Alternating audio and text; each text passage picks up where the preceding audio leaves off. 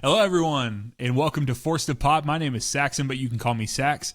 Joining me tonight, I have the man who knows no stranger, nor pepper too spicy, back from the trenches of the happiest place on earth. Nick, you made it. You made it, man. How was Disney World? It was pretty good, actually. Let me educate you because I was Okay. educated. This information was foisted upon me, and now it's foisted upon all of you.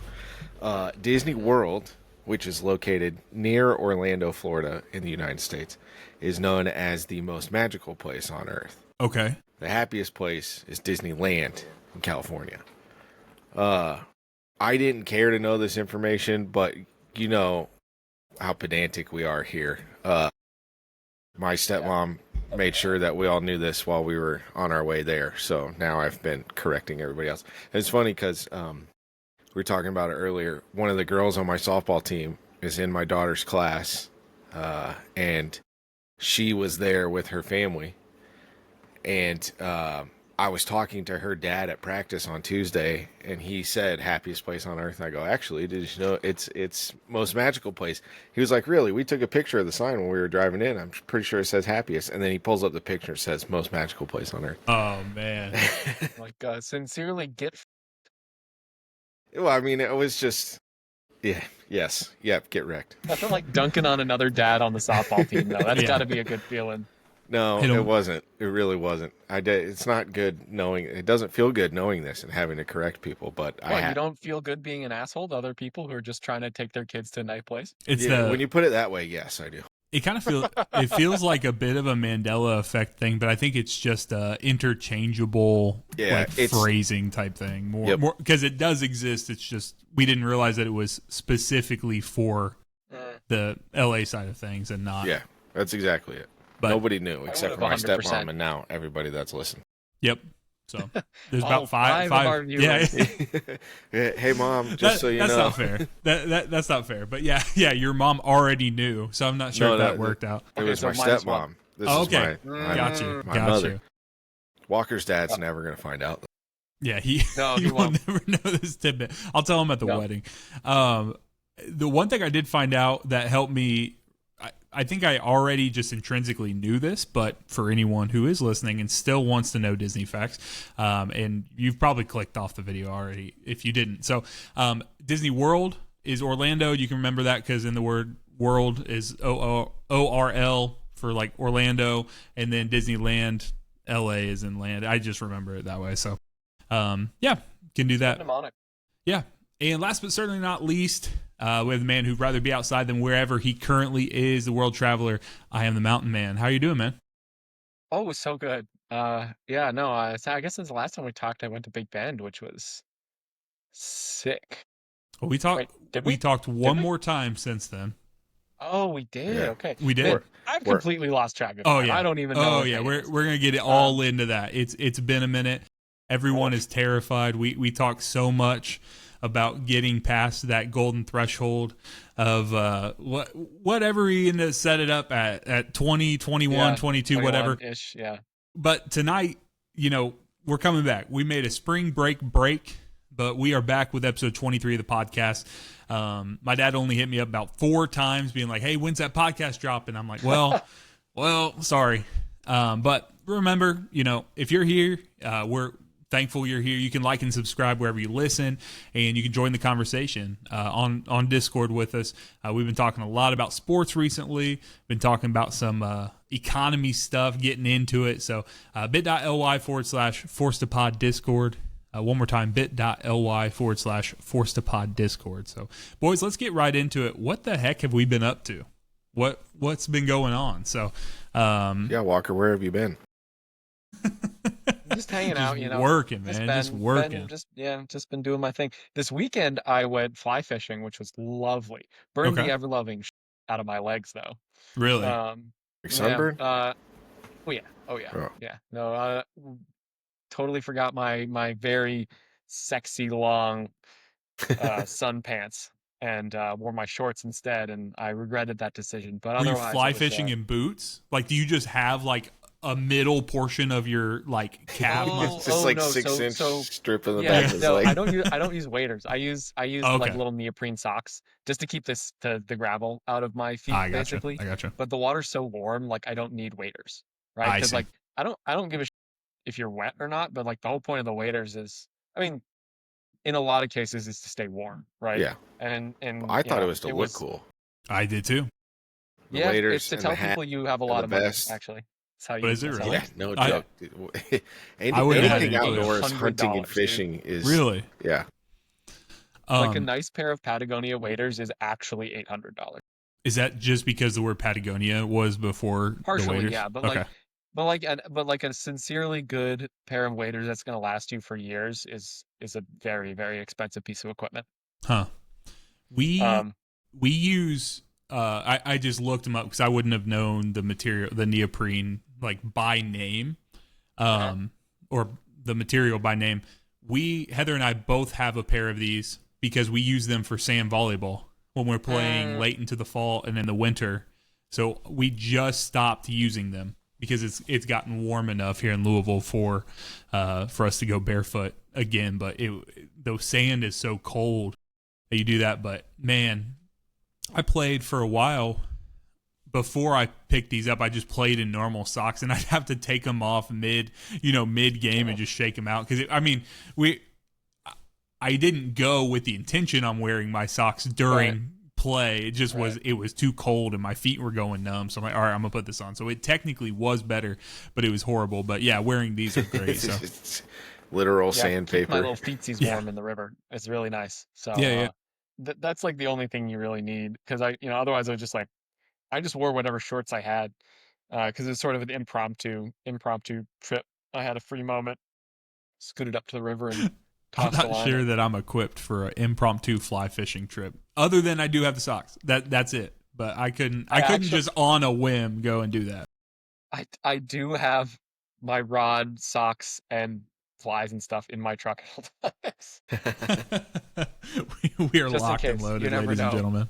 You never know. Yeah. And I did. It worked out this weekend. It was really lovely. That's awesome. Beautiful weekend for it. Just before it gets like too hot, Did you just go out So- there yourself, or who were you with? Yeah. That's Just cool. by myself, standing in the river on my own. The weather was lovely. I can't imagine not having nice weather. Well, we're gonna help you imagine that here shortly.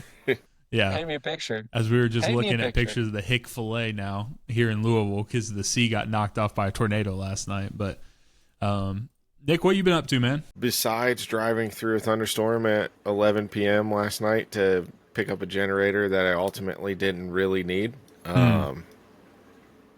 Yeah. Went to Disney last week. Well, mostly went to Florida. We were at Disney for a couple of days with the kids. And then, just hanging out, working, doing stuff.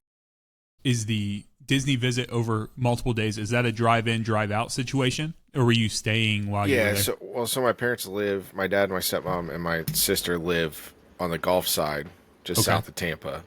So we flew down there, stayed for a couple of days, drove to Disney, stayed at Disney for a couple of days, drove back, and then flew out of Sarasota. Gotcha.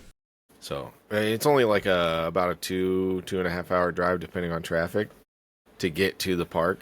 And we stayed on the property. So I gotcha. It was pretty fun. We've been several times. I was going to say, by my recollection, your kids are like the perfect age for it, right? Like Yeah. optimal Disney age? Just about. Well, yes. So, like, for the parks that we did, we only did 2 parks. We did Hollywood Studios and Magic Kingdom, which is the park. It's where Cinderella's castle is and Main Street USA, all that stuff. Yeah, so the kids are 8 and 13. So it's really kind of perfect, yeah. Yeah, Hollywood Studios has a little bit more of the bigger kid stuff. We did like Tower of Terror and Rock and Roller Coaster and all that stuff that the little one can now do because she's finally big enough and barely brave enough. Yep. And then the big one's not getting bored by all that stuff. So they've been several times. I'm very fortunate because my parents are very successful and my stepmom is crazy Disney person, so they have annual passes and the Disney Vacation Club and all that stuff. So my children don't realize that, like, well, we tell them a lot, so maybe they do realize that most people, like a lot of people, only go to Disney one time ever in their life, and they've been like 5. So, yeah, it was a good time. We had fun. We're definitely grateful, but I think just about all of us are Disneyed out. maybe time to plan something else. That time of life you're talking about, though, where Reagan is like just at that precipice, right? Like she's just old enough, but she's also just brave enough. I think that's actually a pretty cool time period, because if you can, and that happens at different times, right? Like it's not a single age, but it's like different ages for different accomplishments. So like we went a few weeks back. This is probably about a month and a half ago. I went back home. And I was seeing everyone, and I saw Dougie while I was there, and he had his son, and I was staying in a hotel, and I just invited all my cousins and all their kids over, and I remember we were encouraging him because we wanted him to jump in the pool, just jump in the shallow end. All the kids were doing that and stuff.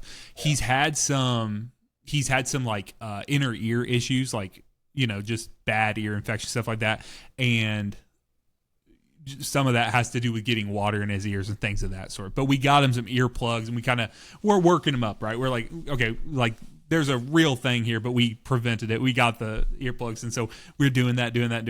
But it was so funny because one of his other little cousins, he's 3 years younger than him, but he has total disregard for like himself, like no survival instincts. He's running as fast as his little feet can go, like on the pool side, slipping all over the place, eating it. He doesn't care. And then he's jumped in all night, and maybe the first couple times like, yeah, good job, buddy. And then all of a sudden Dougie's son decides, and he actually does jump in, and we all erupt, like go crazy.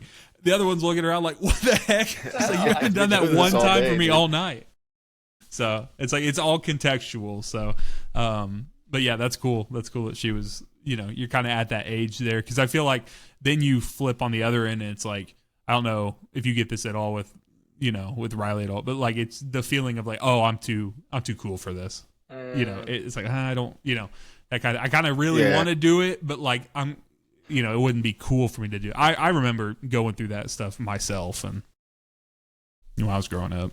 Yeah. She's there in some stuff, but she was, when we were at Hollywood Studios, it's actually kind of funny because the day we were at Hollywood Studios, one of Riley's good friends was there with her dad.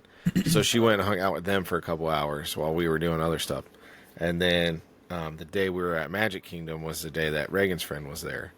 Then we watched the light show and the fireworks show at night with them. So yeah, Riley did a little bit of that. Okay, I'm going. You guys can leave or whatever. I'm going to hang out with them and ride rides with them. I'm like, all right, cool. Dude, it's kind of weird sometimes how like you can travel, and then just seems like if you're in a place long enough, you're gonna see someone like someone.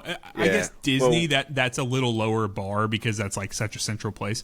But like we'd go random cities and stuff like that, and you just like.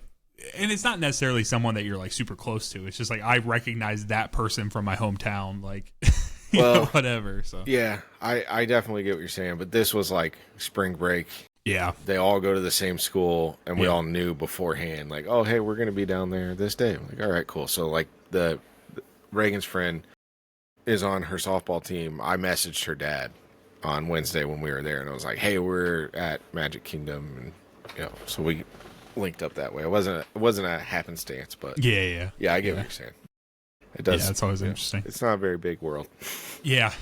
Well, I did not travel anywhere since we last recorded, but Heather and I went to the Lou City soccer season opener, which was cool.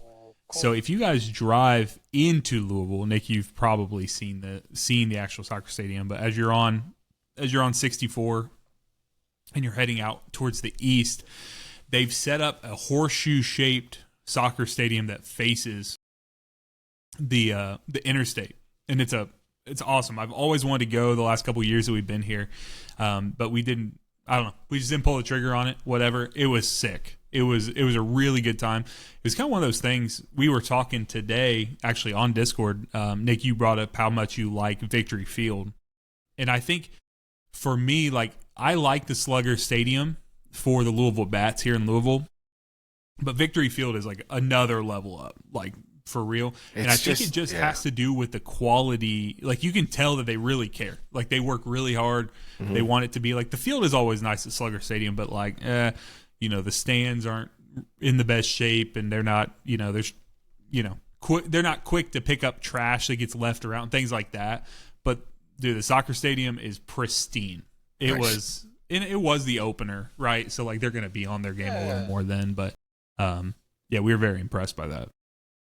I keep meaning to go see Austin FC play, but I haven't gotten a chance. I work pretty close to the stadium, so like I think I could actually, just kind of walk over one day. Yeah. But I mean, you basically live in Austin now, so you might as well go. I know. I really should. Remember when I moved to Houston? Right.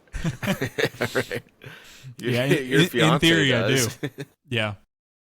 What fiance? I don't. I don't remember. I haven't seen another. Yeah, we got to figure that out, but we're working towards it. I'm sure. Hopefully, I'm getting eyes like we might not, but we're also not allowed to talk about a lot of work stuff. So, nope, no work. Little smile and wave. The other thing that we did since we recorded is I had a ton of family come in town. So my dad. Oh, yeah. Yeah, it was awesome. My dad came in town.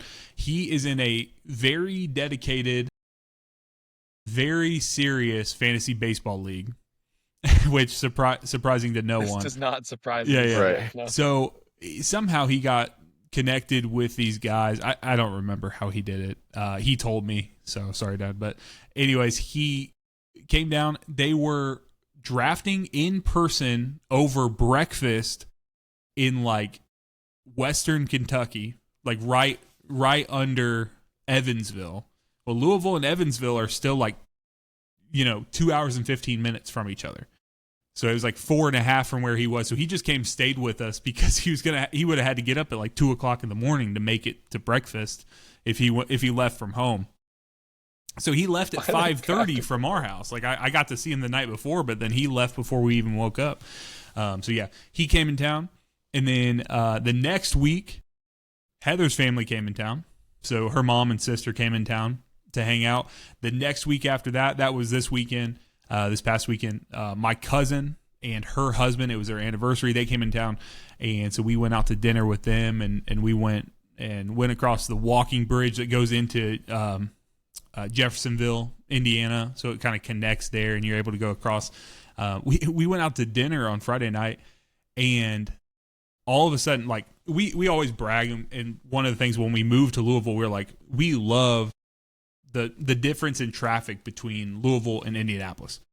Indianapolis, it feels like everything was just a slowdown. You get on 465, it just seems like it just drags every time. So we're trying to do everything in our power not to get on 465 if we can find ways around and do that. Louisville, we've not really ever had that issue. So you just, as you're making your way to wherever in town, it's just the fastest. Get on the interstate, go there.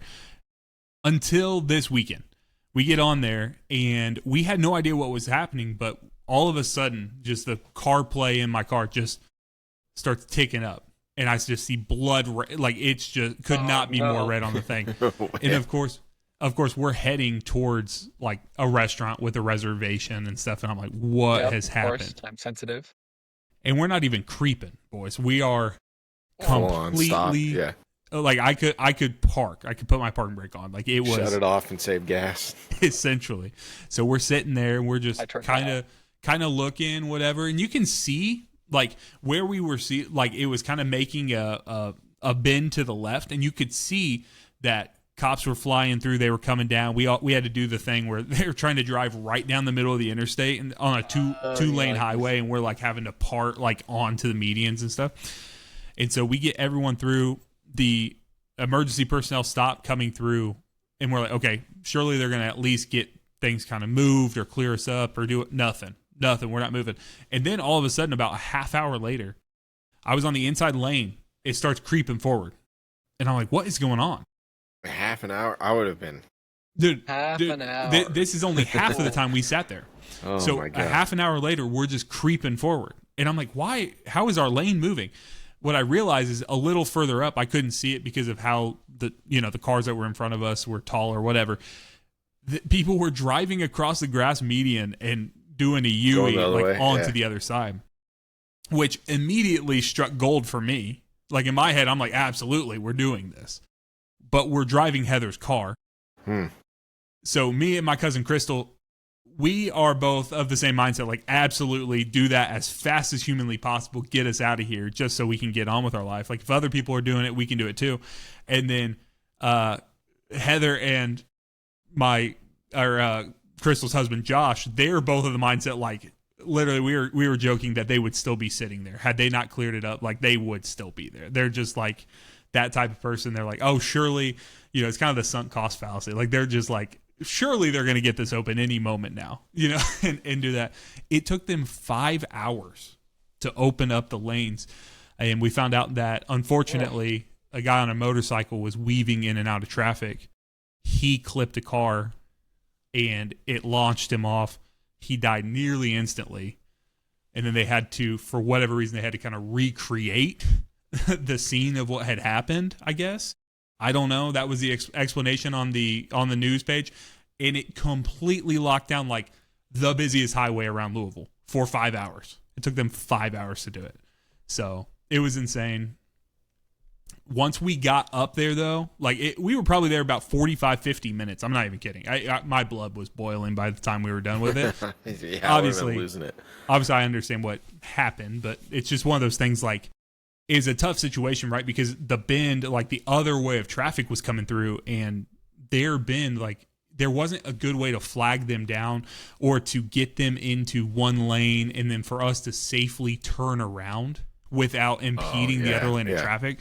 So realistically, we had to go one car by one car and just had to have like the clearest day, or like the clearest, opening to do the UE, depending on what your turn radius was. So it was one of those things.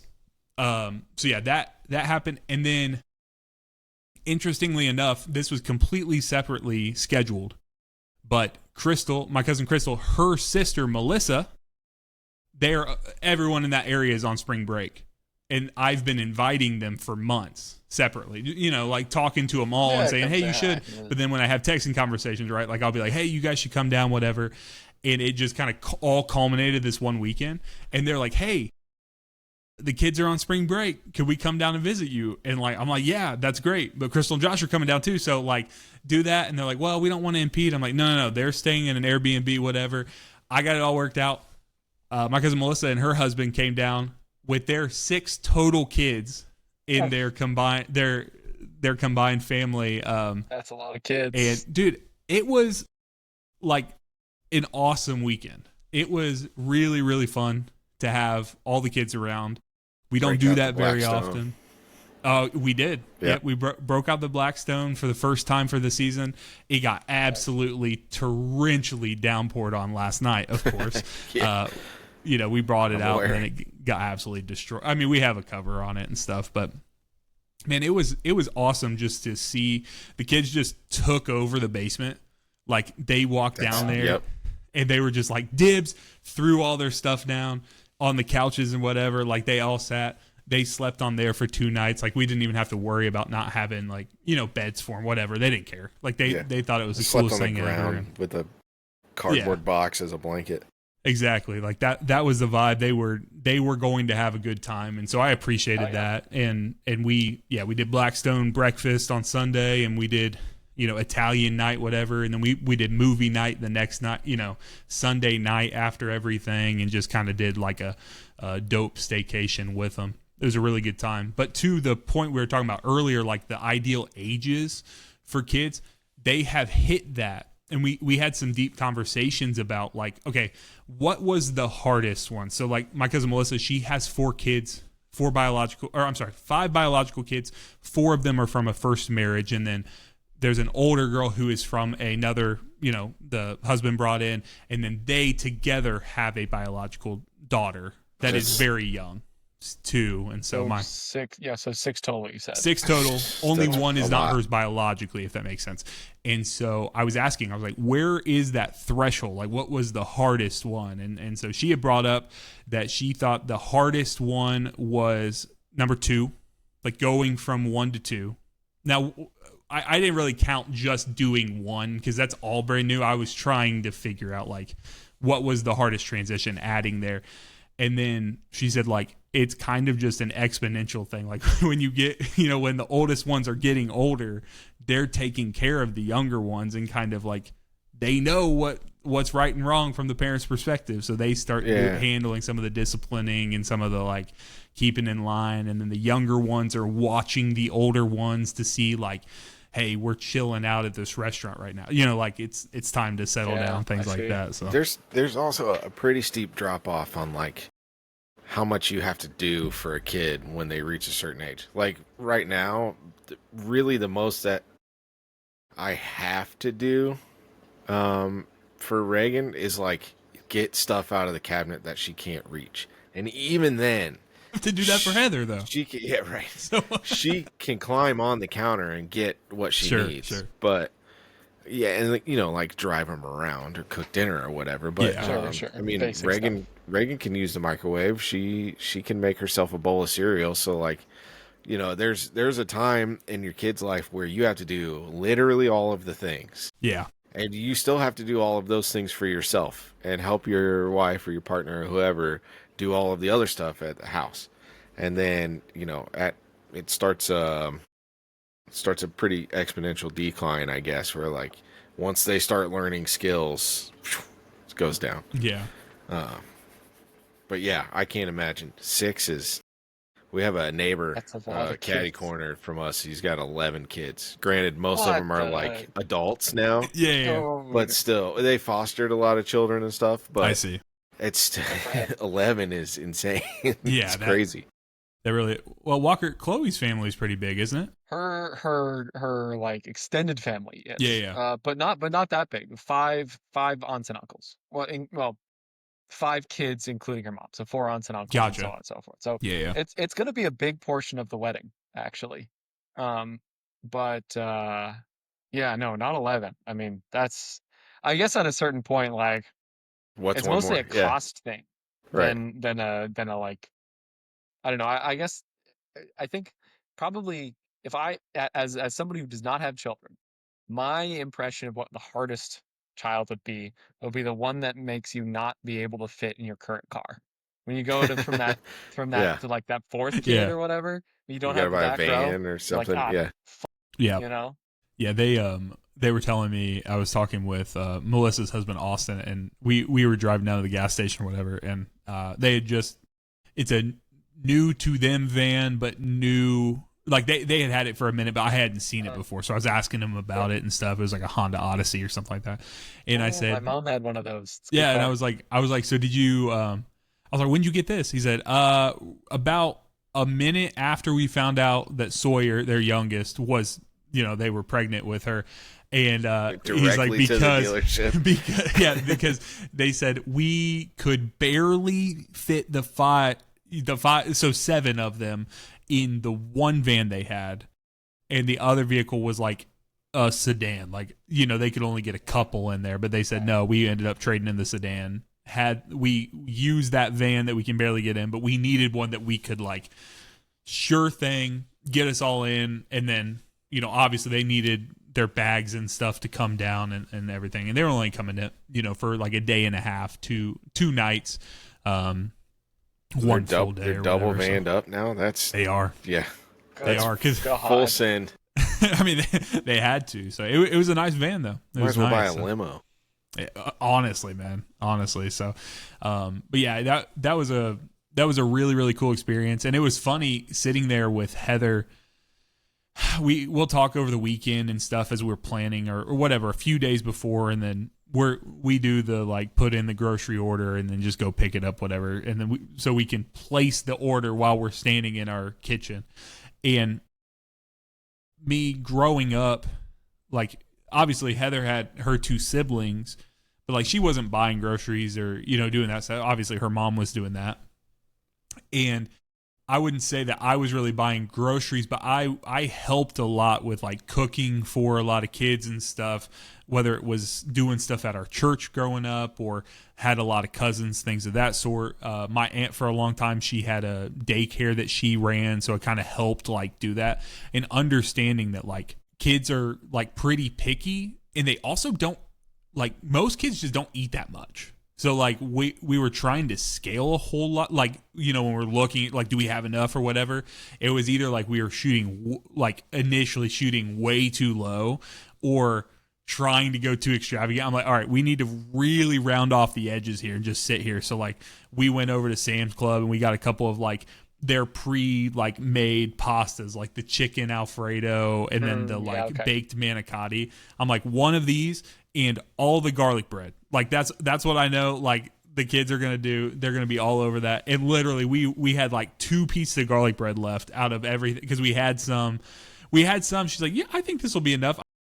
I said, Heather, there are 6 kids coming in, and I was like, I want 2 pieces. I'm like, I'm sure they do. So like, we just doubled up on it, pretty much all of that, and then we just did like, you know, dino nuggies and fries, and we got them little like the cutie oranges or whatever, and they were eating them up. And it's so funny too because kids are, you know, I talk to their parents and they'll be like, we could have these oranges sitting out at our house and they wouldn't even come close to them. They wouldn't have any interest. But because we had them out and Heather has this little like cute basket that sits on top of the countertop that they were sitting in, that just made all the difference for them. They're like, well, we're in Louisville and we're you know, we're going to do this and stuff. It was cracking me up. I would guess there's a little bit of a psychology of like, we're at somebody else's house where we're not intimately familiar with their snack setup and where everything is, but look, there's something brightly colored on the counter that I'm allowed to have. Yeah.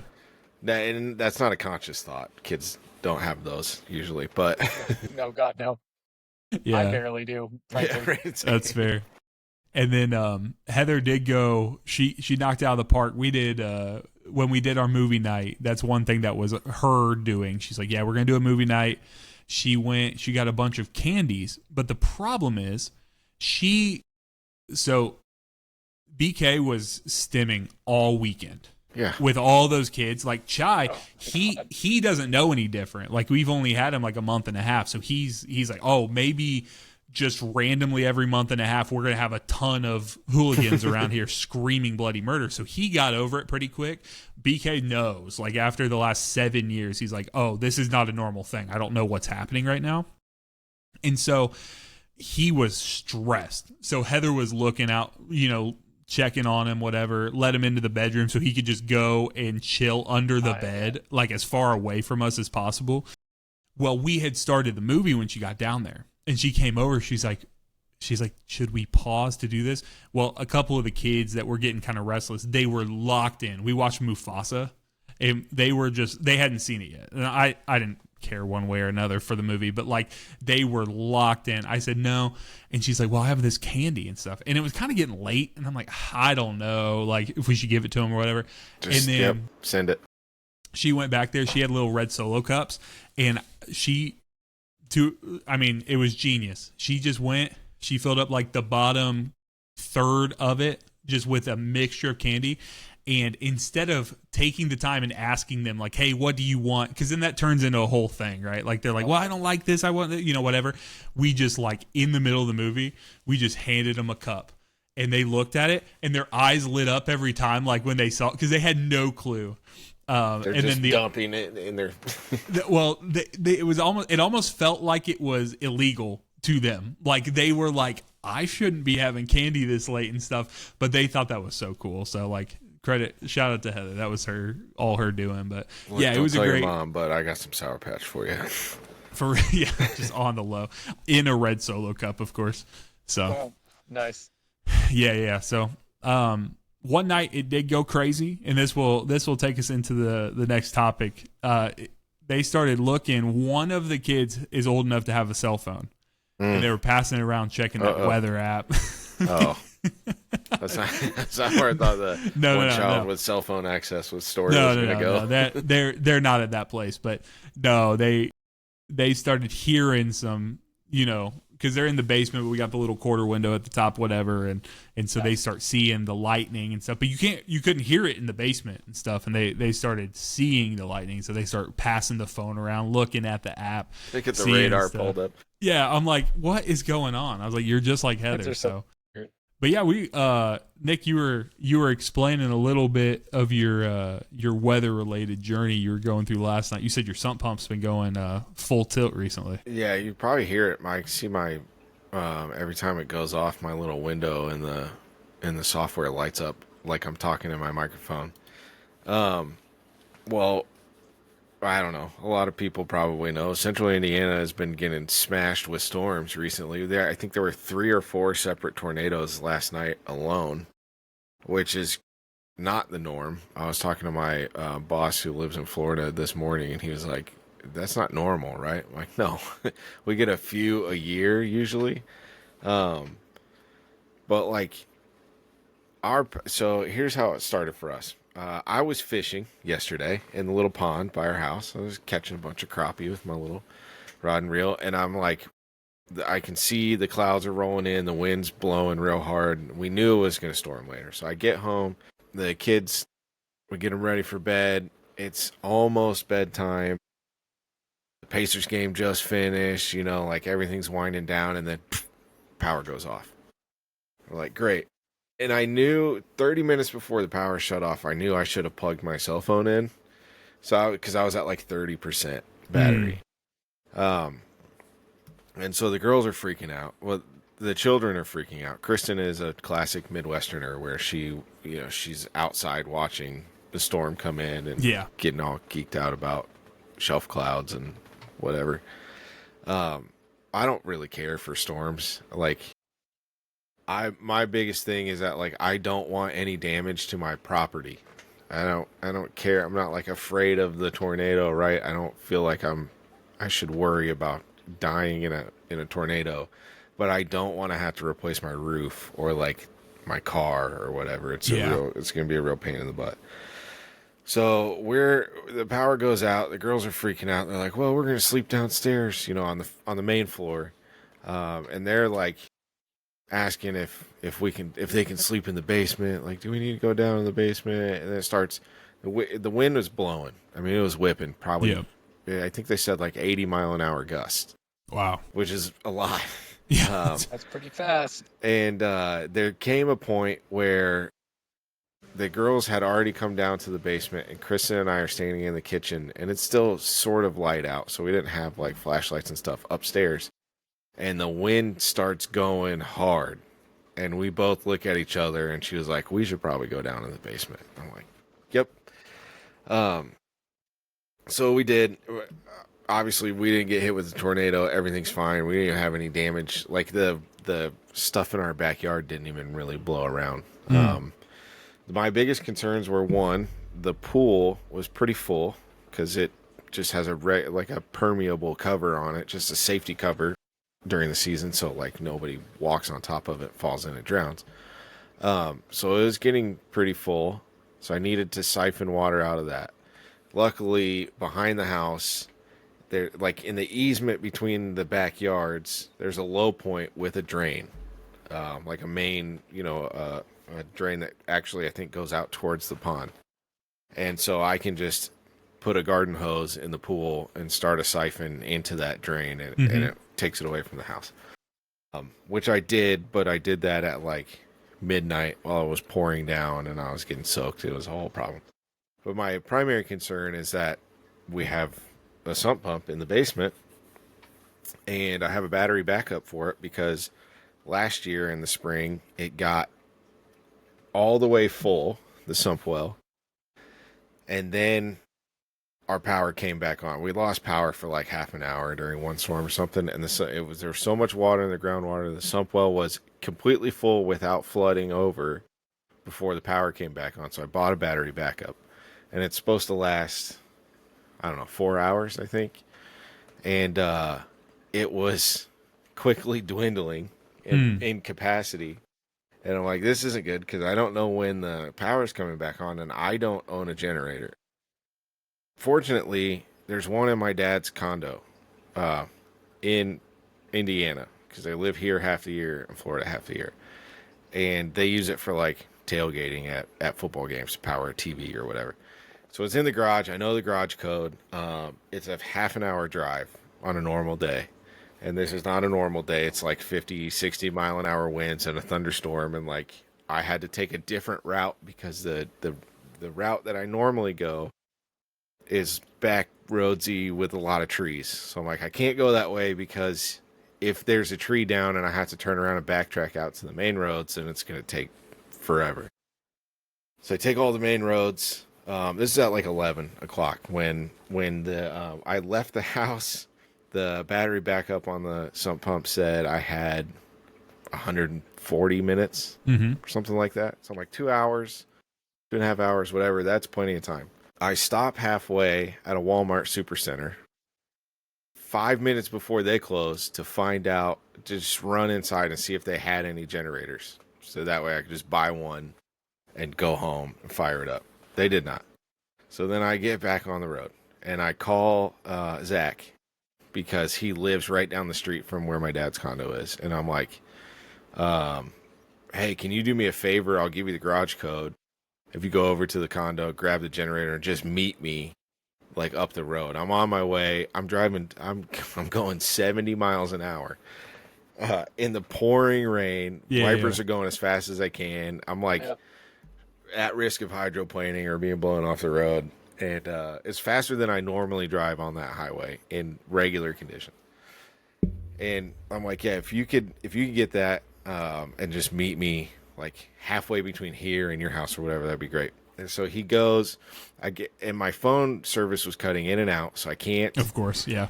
I can't call him. I had to keep sending text messages, like through voice to text. There's no way I can use my hand and look at the phone while I'm trying to not die.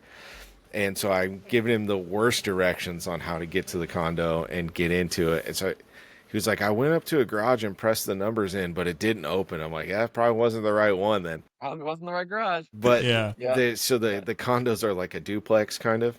And my parents' neighbors, they also don't live there the whole year. So it wasn't like, nobody's like, who's breaking into my garage? Sure.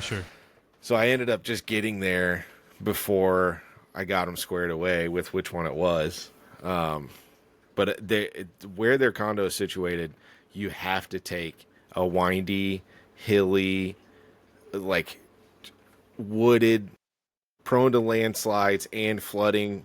Of course. The worst, the most nightmare hellscape road for a thunderstorm. And the whole time I'm on this piece of road, I'm still going too fast. And you can see several areas where trees had fallen down like 2 nights ago and then been cleared out. So there's still big chunks of wood and branches and stuff on the road. I made it. Got the generator. Grabbed the gas can. I have a gas can, but I don't know how much gas is in it because it's not mowing season yet. So took his gas can too. Threw it in my car. I'm speeding back. I get through that part of the road again, back on the highway. At this point, when I'm going north on the highway, I'm straddling the center line. Yeah. Because the roads are canted on either side, and all of the hydroplaning potential is on the edges of the lane. So I'm doing 80 miles an hour down the center of the highway. Just, if a police officer had been there, I for sure would have gotten pulled over. It was ridiculous. The whole time, they wouldn't have wanted to get out of their car to come talk to you. Yeah, I didn't see a single cop, but I'm sure. Yeah. The whole time Kristen's texting me, halfway. Well, hold on, I forgot to mention this. Halfway to the condo, I said, "Hey, can you tell me how many minutes are left on the thing?" And she goes, "It says 47."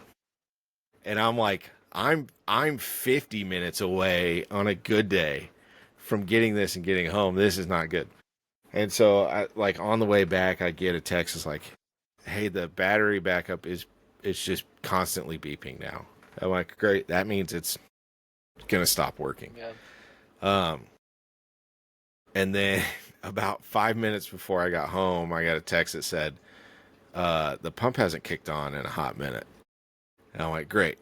So I get home, go out in the garage, fire the generator up. I have a big long extension cord I ran down through the stairs in the basement, get it plugged. I plugged in the battery backup instead of just the pump because my thought was the generator's going to charge the battery, and there's kind of a buffer because when sumps kick on, they kick on at a much higher draw than what their operating watts are. And so there's kind of a buffer where that the battery backup could provide, so it's not like bogging down the generator because it's not a very big generator. And the sump well was probably halfway, 3/4 of the way full by this point, and it was completely dead, so it was not going to run anymore. And so no flooding, thankfully. And then I go upstairs, I get on my work phone, I send a message to my boss and said, hey, we lost power. If it doesn't come back on, I'm not going to be able to work tomorrow.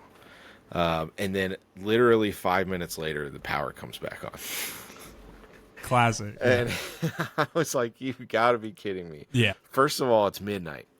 It was almost exactly midnight because this morning when I reset the clocks, they were only 3 minutes off. Really? Yeah, which I thought was funny. So the power had been out for a little, basically right at 4 hours, which is what the battery backup held up. So that was nice to know. I do think that if it would have been another 10 or 15 minutes at the rate the water was pouring into that sump well, that there would have been water on the floor. I wouldn't have been, a full-on flood in the basement, but some stuff would have got wet. It would have been irritating. And regardless, I have the generator now in case something happens. That's fair. Which, need to buy one. Yeah, it's just like, okay, whatever. So I plugged the, shut the generator off, plug the thing back into the shore power, and then that's when I had to go siphon water out of the pool because it was an inch away from overflowing. Yeah, I didn't even think about that. Yeah, backyard, when you go outside the fence, because I know you've seen the backyard section. Yeah, outside the fence it drops. Like okay. The elevation changes probably 5 feet down to that drain. So I just ran in case here's our learning section for the day. In case anybody wants to know how to start a siphon with a garden hose and not have to suck water out of it. You put a nozzle on the end of your garden hose. You turn it on. You run it, you get all the air out of the hose. All right, so you just spray it until it stops going, and then you let go of the nozzle and let it fill back up with water. So I have two hoses that are connected to each other for a long reach, right? So that end of the nozzle end is down by the drain. The hose is filled with water. And then the back end of that piece of hose is right next to the pool. And so if you don't have two pieces like this, what you have to do is you have to take the hose off of the spigot or whatever you call it. Everybody has a different name for it. And you have to kind of hold your hand over it so that no water's coming out, and then dunk it in the water where you want it to siphon. So it holds pressure, and then you go take the nozzle off the other end and it starts running out and creates your siphon. Yeah. Luckily, I have those two pieces of hose connected together, so I didn't even have to disconnect them. I put them down in the pool water and disconnected it, so I lost no pressure, and then went out. But I was like, the gate to the fence is by the house. The hose hookup is by the house. The end of the pool where I put the hose to siphon is 25 feet away from the house, and then the drain is like 50 feet, even another 20 feet further back. So I'm running down the fence line, going over here, had to run back up the fence line, and then to the end of the pool, and it was just it's just so pouring. Yeah. So, and at that point, you can't be worried about being wet. I mean, every step I take outside in the grass is just a puddle. Yeah. And so my feet are soaked, everything's soaked. So I came back in, I took my shoes and socks off outside, put my shoes in the garage in front of a fan to dry. And I just took all of my clothes. I was just standing in my underwear in the kitchen. The girls are already asleep at this point. Yeah. Just like looking at weather on my phone and like updating all my there's weather out there. Yeah, updating my friends and family so they know I'm still alive. It was a mess. So all that to say, if you hear some buzzing in the background, it's my sump. Or something.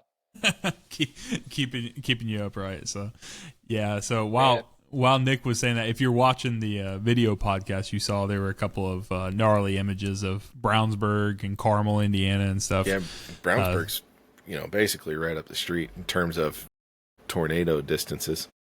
Yeah, it's fair. In terms of tornado distances. Walker, have you guys had any? You said it's been pretty mild weather-wise, nice. Right?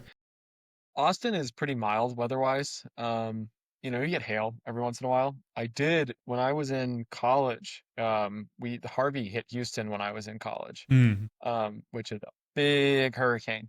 And Chloe and I were actually reflecting on this a little while ago. But it was super perverse, because for the students at college, it's like kind of a lot of fun because we just like didn't have class. Yeah. And where I went to school is connected to the grid, the hospital backup grid in Houston.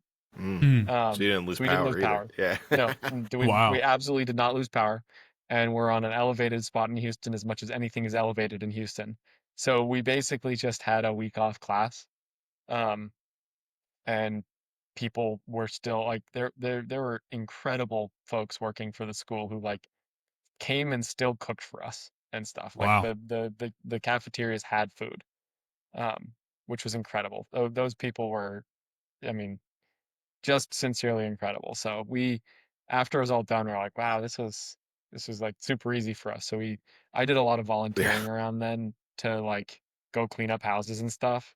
It's like, it was the least we could do because we didn't, but it was nothing for us. It was really sincerely, we had a couple bad days. We had parties. It was, yeah. I looking back on it, I was like, wow, that was super. Because it was one of the most devastating. It was horrible. I'd never, in Maine, you don't have things like that. There's no tornadoes. There's no hurricanes. You get nor'easters, right? Yeah. You get a lot of snow. Maybe somebody's roof collapses because it was old. Never like wholesale destruction like that. Like, this house is flooded. The next house in the row is flooded. Every house in the neighborhood is flooded. Every house in a 1 mile radius is destroyed, right? Nothing like that ever happens to me. We don't have fires. There's nothing that would ever, moose maybe. You'd have to have a lot of moose, Well, I don't know. One moose could probably damage a lot of your stuff. Yeah. I mean, a moose could get your car pretty good. They're very big. Very big. Moose are big. Yeah. So I don't know. I just like tore out a bunch of drywall and helped clean up people's, scraps of people's lives. It was, Harvey was really bad. But well, one thing that really sticks with me is I learned that fire ants float. They like to grab each other in a bundle. Yeah, so when a fire ant nest goes underwater, of which there are many fire ant nests in Houston, the ants just kind of grab each other and form a bundle, and then it floats. And so it's possible as you're wading through floodwaters, to run across a bundle of fire ants. No. Which is just a sincerely awful thing to have happen. Yeah. Ugh. So, fun fact for all you lovely folks. Also, you shouldn't go in floodwater anyway. Everyone's like, let's go play in the floodwater. It's just the sewers backing up, folks. Mm-hmm. Yeah, it's just sewage. There's nothing good about that. Last night it got pretty gnarly here. There was one confirmed tornado here, but this morning I was telling Heather, I was like, hey, I have no concept of how the roads are and stuff. I was like, if you even remotely see like flooding on it, I was like, just throw your flashlight on and go a different way. Like, just do not mess with it. Don't drive through the water. Yeah, that was one thing I was worried about. I was going to ask you about that actually. Yeah, well, so in our area is fine. As you go further south down through Indiana, especially Martinsville, where the condo is, there's a definite like drop down. You're going down hills, and it's a lower elevation area, and so the way to the condo, you get off the highway, you get on this one like farm road, and it's lined on both sides by farms, and it's right next to the river, and you go up a bridge, and that's when you get into the windy part where the woods are. And that low part right next to the river, there are signs on the side of the road with like foot markings to let you know how high the water is, because that's how often it floods. And so that was the one spot where I was worried I would get there and it would be flooded, but it wasn't. At least not on the road. I couldn't tell how high it was in the grass or the surrounding area. I couldn't see how high the water was up to the bridge, but it wasn't on the road, so I made it. It's always crazy to me seeing, whether it's pictures or literally like being there and seeing the flood water like rising and such. A few weeks back in Louisville, the Ohio River downtown had flooded, and the whole waterfront park area where they do a ton of festivals and things. It's right. It's, as you're crossing the bridge into Louisville, you're driving over that park. I mean, it just was all the way to the street, just completely gone. Just the river had just fully extended into that area, and it was insane. It was the first time I had seen that. And so it's always crazy to me. Just, I mean, the water's got to go somewhere. Like, I understand that conceptually, but there's something about seeing an area where you've been so many times and it's just completely underwater. And then the fact that, like, it recesses naturally over time. I mean, they may have to go and intervene and make sure the drains are cleared out and stuff, but over time it's going to recede and do that. It's just kind of a gnarly thing. One last story I'll give you guys for tonight, and then we'll probably wrap it up here, is Heather and I, we were out running errands one night in Indianapolis, and our house there in Indy is just a one story, like, ranch style house. So not a whole lot of spaces without a bunch of windows in it. All the rooms got windows, whatever. They say get to the interior of the house. The only interior portion of our house was just in the hallway doing whatever. But we had been out doing, I think we went to the grocery store and we went to the post office, stuff like this, and a storm rolled in super fast, came out of nowhere. And we had just grabbed pizza, like, as we were doing. And so we hadn't eaten dinner or whatever. And then it is just, I mean, it's raining sideways. It was coming down so hard. And we get in there, Heather's fixated on the radar, checking everything out. And she's like, hey, we need to go in the hallway. And I'm like, well, we literally just got dinner. I was like, can we not eat? She's like, no, I really like to. So we just sat. It was very reminiscent last night, but we sat there that night in our little hallway. And at the time, Zoom and BK, they were probably a couple years old, whatever at the time. They're like, what is going on? Obviously freaking out. Obviously, animals with storms already, they kind of get on edge. But, like, they're sitting here and they knew something was up because we're just sitting there eating our pizza, just chilling in the middle, and it sounds like the house about to cave in. Well, last night, it wasn't as bad. Just, we could hear the siren somewhere around here. They have the actual tornado siren, so they're pretty loud at our house, which I'm thankful for. I want to know if they're coming, so we could hear them.